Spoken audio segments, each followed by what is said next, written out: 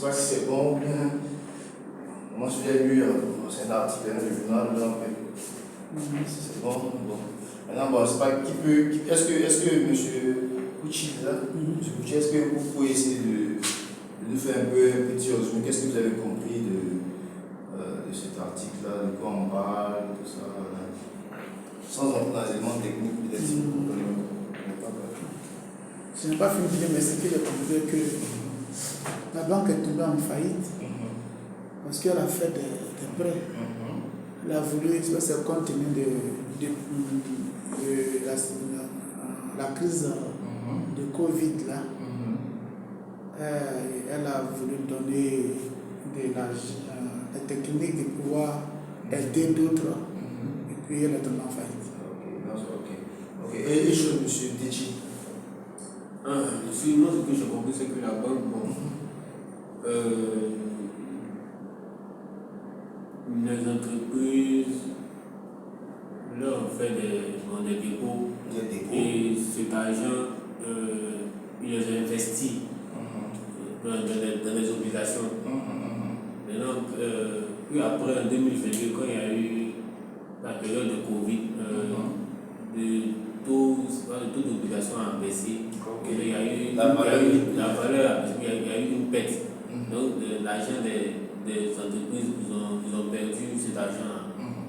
Voilà. Donc, de là,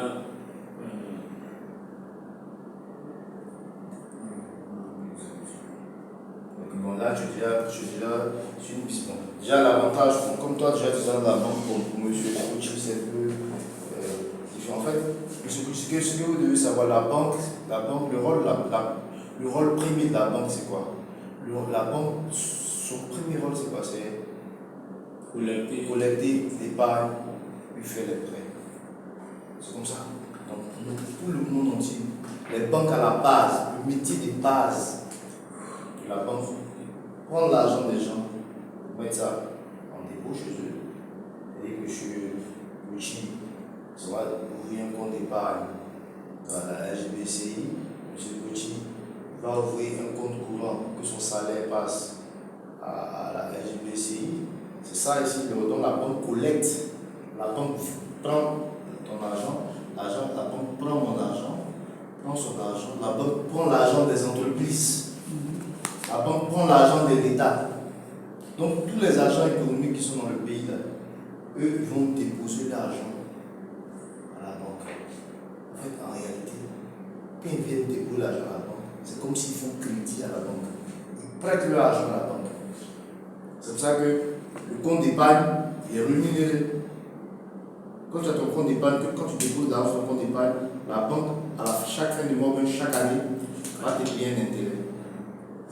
C'est ça, les riches, ça, ils prêtent de l'argent. Donc, l'argent qu'elle a emprunté avec les agents économiques, c'est ce même argent-là qu'elle prend pour aller prêter à d'autres personnes. Donc, le rôle de la banque, c'est comme ça. L'argent qui entre, c'est l'argent que les gens déposent à la banque, c'est les dépôts. Et puis, l'argent, c'est dans l'argent des dépôts qu'on fait crédit. C'est comme si, par exemple, je prends un exemple, tu me donnes 10 000 francs. Ah, je suis arrivé, et je viens de voir M. Kouchi, tu veux 10 000. Tu me donnes 10 000 francs, je te rembourse dans un mois. Ah, tu me dis, bon, les 10 000 francs, tu vas me payer ça en 11 000 dans un mois. Ok. Je prends les 10 000 francs, et je sais que dans un mois, il faut que je te rembourse les 10 000 francs plus les 1 000 francs. Et quand j'ai fait, je prends les mêmes 10 000 francs. Je viens voir t'étudier. Tu n'as pas bien d'argent. J'ai bien d'argent, mais est-ce que moi j'ai de l'argent, j'ai 10 000. Mais je peux te prêter ça peut-être dans 3 semaines. Tu vois? Donc les 10 000, et tu peux te prêter ça à peut-être 12 000. Tu es d'accord? Donc les 10 000 francs que tu m'as prêté là, la banque va prendre, je vais prendre ça, et je vais lui donner. Pour que lui me donne 12 000. Mais avant ton délai. Toi, il a les rembourser dans un mois, mais lui, il a dit qu'il faut me rembourser dans 3 semaines. Donc, dans 3 semaines, il va dire, ah, monsieur, tu as mon argent? Oui, c'est mon argent. Donc, il me donne les 12 000. Donc, avec lui, il gagne 2 000. Donc, je suis à la 3e semaine, je me dis, ah, monsieur Kouchi, ah, on est avec l'argent, hein. C'est vrai que c'est dans un mois, ça fait 3 semaines, mais je pense que je peux te rembourser. Tiens, t'es 11 000. Moi, j'ai gagné combien? 1000 francs. Donc, c'est comme ça la base. Avant tout ce qui est produits sophistiqués, comme ça, toutes les banques dans le monde, les banques à la base, c'est leur métier qui est là. Oui, c'est leur métier qui est là. Donc, pour revenir dans le contexte de la Silicon Valley Bank, la Silicon Valley Bank est la 16e plus grande banque aux États-Unis. Elle est spécialisée dans le financement des startups qui sont dans les nouvelles technologies, les nouvelles entreprises qui sont dans les nouvelles technologies. Les entreprises qui viennent de démarrer, là, elle est spécialisée dans le financement. Tu vois? Donc, qu'est-ce qui se passe? Quand les startups là pèsent de l'argent, elles viennent déposer à la Silicon Valley Bank. Parce que l'argent que l'entreprise, c'est l'argent qu'elle a vendu ces produits-là, l'argent que les clients ont payé là. Puisqu'on paye par virement bancaire, même par chèque. Donc ça vient de la Silicon Valley Bank. Donc dans la période de Covid, l'activité des startups là a marché. Ils ont gagné beaucoup d'argent parce que tout le monde était à la maison. Donc à la maison, on nous vendait des produits que répondaient à nos besoins. Donc tout l'argent que les startups des nouvelles technologies gagnaient, elles viennent déposer ça à la Silicon Valley Bank. Vous voyez un peu? Donc c'est dans ça, je ne sais pas comme si vous avez lu l'article, on dit que la Silicon Valley Bank, de quasiment 109 milliards de dollars qu'ils avaient en dépôt, ils sont passés à 189 milliards. Ils ont quasiment doublé. Ils ont quasiment doublé leur dépôt. Vous voyez un peu? Donc ça veut dire que les dépôts que les clients ont fait là a augmenté. Maintenant, la banque vit de quoi? La banque elle vit des prêts. Si moi j'ai eu 189 milliards, je n'ai pas laissé les 189 milliards dormir. Parce que quand ça dort là, je dois leur payer des intérêts. Donc, je prends cet argent là, maintenant je vais faire des placements. Donc la Silicon Valley Bank, elle a pris cet argent là. Et puis elle allait prêter ça à l'État américain.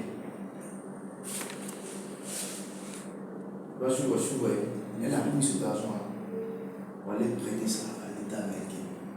En finance, le placement où il n'y a pas de problème là, c'est quand tu prêtes à l'État. Entre prêter à l'État, ou bien te prêter de l'argent, ou bien prêter à une banque, à une entreprise comme Orange, même comme le port d'Abidjan. Le placement le plus sûr, c'est le placement qui est là qui est dans l'État. L'État ne va jamais faire faillite. Donc, les placements qu'on fait à l'État, c'est les placements les plus sûrs. Donc, la VSB Bank a pris l'argent des startups là pour aller prêter ça à l'État. Vous voyez un peu? Donc, pendant des années, ça marchait. Ouais, pendant des années là, ça marchait. Donc, quand ça va donner de l'argent à l'État, il y a un produit financier qu'on appelle obligation. Tu vois, souvent, tu vas souvent à Abidjan, tu vois les pancartes, on dit, ah, l'État de Côte d'Ivoire veut emprunter de l'argent. Emprunt obligataire, l'État de. L'État fait de la publicité. On dit, ah, venez me prêter de l'argent sur peut-être 5 ans, mais sur 10 ans. Et puis en retour, je vais vous rembourser votre argent et puis je vais vous payer un intérêt. Souvent on voit les pancartes, les emprunts obligataires, c'est comme ça.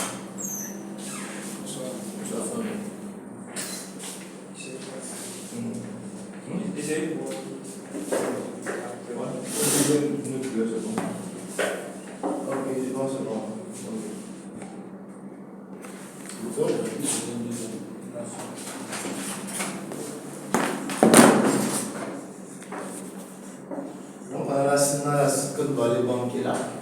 Et puis,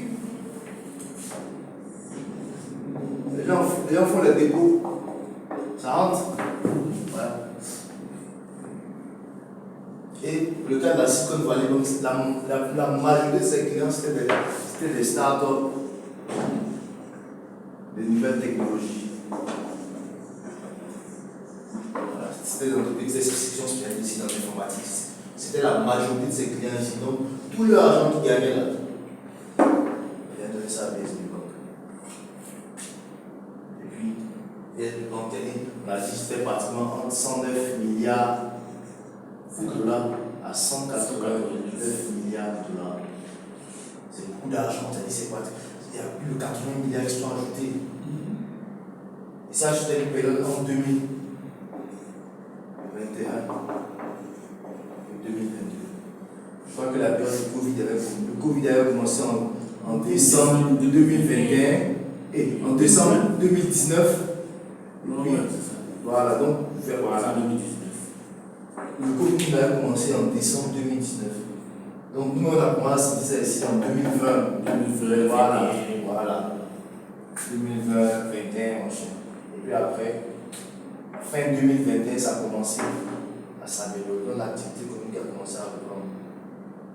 Donc, pendant cette période-là, ces entreprises, les startups là, elles ont gagné beaucoup d'argent.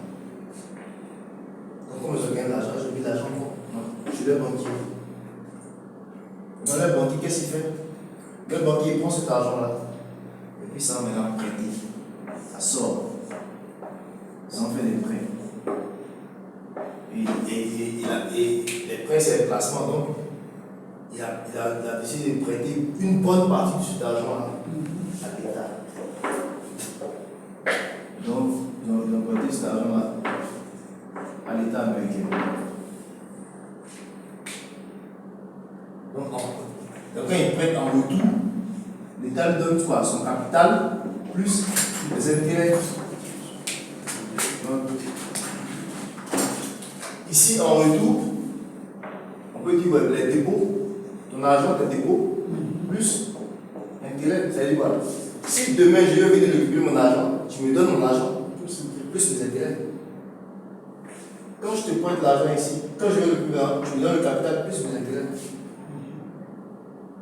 Donc c'est la différence entre les différents intérêts, c'est ce que la banque gagne. C'est ce qu'on appelle la marge d'intérêt. Voilà. Donc voilà, c'est un peu ça. Donc ça a marché.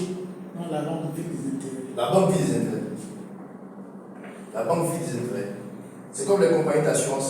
Elles vivent généralement des polices d'assurance qu'elles font. Et je prends un exemple. Si je dis que monsieur Gucci, il faut payer 10 000 francs par mois. Peut-être par an, tu payes 120 000 francs pour t'assurer. Si dans l'année, tu as dépensé dans l'année que tu as donné à l'assurance, si tu as dépensé peut-être 100 000, et ton enfant est tombé malade, et puis tu as payé les médicaments, l'hospitalisation, et puis il va rester 20 000. Les 20 000 c'est de l'assurance, de façon simpliste. Voilà. L'assurance vit de quoi? Elle vit ici de l'argent qu'elle a reçu de la police d'assurance. Moins l'argent qu'elle va dépenser pour effectuer la prestation d'assurance. Voilà. Mais quand par exemple les prestations d'assurance sont plus élevées que l'argent qu'elle a reçu, ça lui crée un déficit. Ouais, ça lui crée un problème. Ça dit quoi? Elle a reçu 120 000 alors qu'elle va payer médicaments pour 200 000. Elle prend les 80 000 là. Donc, là pour elle c'est un risque. Donc c'est pour ça souvent. Nous les assurons, on ne comprend pas. Ah, mais pourquoi est-ce que l'assurance, elle ne prend pas elle ne supporte pas telle maladie, ou elle ne va pas dans telle clinique, parce que, bon, voilà, elle analyse les risques. Ou bien pourquoi est-ce que ça ne prend pas ici les maladies chroniques. On dit souvent que l'assurance ne prend pas en compte. Voilà, diabète, des choses de tension, des choses comme ça, c'est des maladies chroniques. Donc là, c'est parce qu'on a fait des calculs de risque pour voir à quelle mesure on peut supporter, pourquoi on ne peut pas supporter. Donc la compagnie d'assurance, elle dit, si tu as payé 180 000 francs, elle pense que peut-être qu'elle va dépasser 200 000 avec toi, elle va dire qu'elle va payer 80 000. Et les 80 000 là, elle va aller donner ça à une autre compagnie d'assurance ici, à qui elle va céder son risque. Donc souvent on entend parler d'assurance, et puis il y a les compagnies de réassurance. Voilà. Donc ça, comme on dit, c'est un système de partage des risques. C'est comme il prend un exemple, comme on dit, ouais, tu as une patate qui est chaude là, et puis je te donne. Toi aussi c'est chaud, après tu donnes ça à l'autre, comme ça. Et ainsi de suite, ça donne les mêmes. Donc c'est comme ça le système de gestion des risques est fait. Voilà. Donc dans les banques, donc tu vois que là, par exemple ici, en termes de risques, pour toi qui es venu déposer l'argent à la banque, là, quel est le risque que tu as exposé? Tu as déposé dans la banque. Quel problème qui peut faire que ça peut s'égaler? Ton argent qui t'a mis à la banque. La banque tombe en faillite. Quand la banque tombe en faillite. Mais ça même c'est le dernier loup. Parce qu'avant de tomber en faillite, c'est un peu comme par exemple, on peut dire la mort. C'est la mort de l'entreprise. Mais avant la mort de l'entreprise est malade. Et quand elle est malade, ça peut me contaminer, elle peut ne pas mourir. Mais comme elle est malade aussi, elle peut se soigner et puis après, ça va aller. Donc avant, le risque auquel je suis exposé, ça peut être en dernier la faillite, mais c'est le fait que la banque n'arrive pas ici. Si je vais au guichet, donne mon argent, que la banque n'arrive pas à me donner mon argent. Donc on finance ce qu'on appelle ici le risque de liquidité. La liquidité. Il y a un risque de liquidité. Le fait qu'aujourd'hui, toi tu es là, tu as 1 milliard à la banque et puis tu viens au dans une banque. Donc on met 1 milliard aujourd'hui. Mais ce n'est pas dit que quand tu as le 1 milliard, ce n'est pas dit que la banque a mis ça dans le coffre. C'est ton nom. Non. Tu vois un peu. Donc tu as déposé 1 milliard à la banque et tu demandes ça aujourd'hui. La banque peut avoir ce milliard-là, mais il faut suivre une procédure pour qu'elle puisse décaisser. Peut-être même l'argent. Elle a l'argent, mais l'argent peut-être à la BCAO. Dans le temps, on va faire les procédures, les papiers, pour aller chez ton argent. Peut-être dans 3 jours, tu vas avoir. Mais dans des milliards, tu ne peux pas avoir l'argent parce que d'abord, le montant est élevé.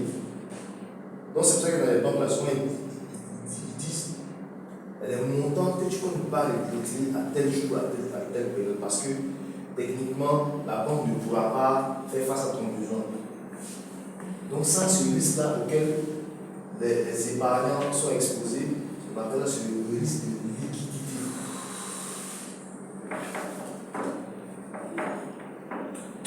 Donc, le risque de liquidité. Il y a un risque de liquidité auquel on est exposé ici. Avant même que la faillite n'arrive, il y a un problème de liquidité. Oui, tu vois, il faut la banque, c'est PAC.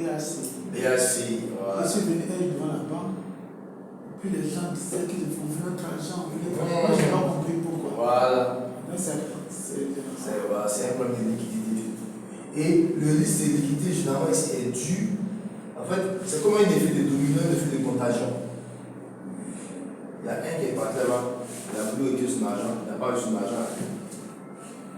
Il s'en dit à son ami, ah, ami, cet argent là-bas, moi, c'est parti, il n'a pas vu ça.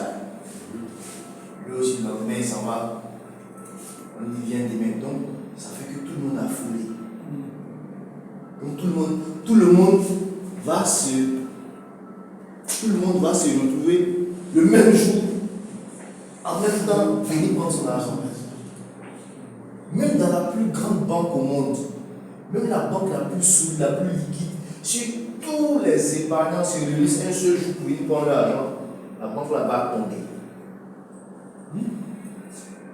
Mais alors que dans la réalité, tout le monde va venir prendre son argent en même temps. Donc la banque, tous les jours, elle gère ce qu'on appelle son risque de liquidité. Donc quand j'étais à la banque, tous les jours, on fait un point pour savoir, est-ce que le lendemain, s'il y a un risque, si les gens viennent prendre l'argent, est-ce que la banque pourra faire face? Est-ce que dans 1 jour, dans 2 jours, dans 3 jours, dans 4 jours, dans 5 jours, dans 6 jours, dans 12 mois, on fait des calculs pour pouvoir anticiper. Donc ça, voilà, dans des outils pour gérer ici le risque de liquidité. Il y a ce risque-là. Donc avant même qu'on arrive à la faillite, à la mort de cette banque-là, il y a eu ce risque de liquidité là. Par exemple, dans l'article, si tu as dit, tu vas voir que les épargnants, ils sont allés pour retirer leur argent. Les entreprises sont allées retirer leur argent. Tu lis bien l'article. Donc là, tu vois qu'en lisant l'article, on voit que sans même que l'article nous dise qu'il y a eu un risque de liquidité, mais de facto, puisqu'on comprend de quoi il s'agit, il y a eu un risque de liquidité qui s'est passé.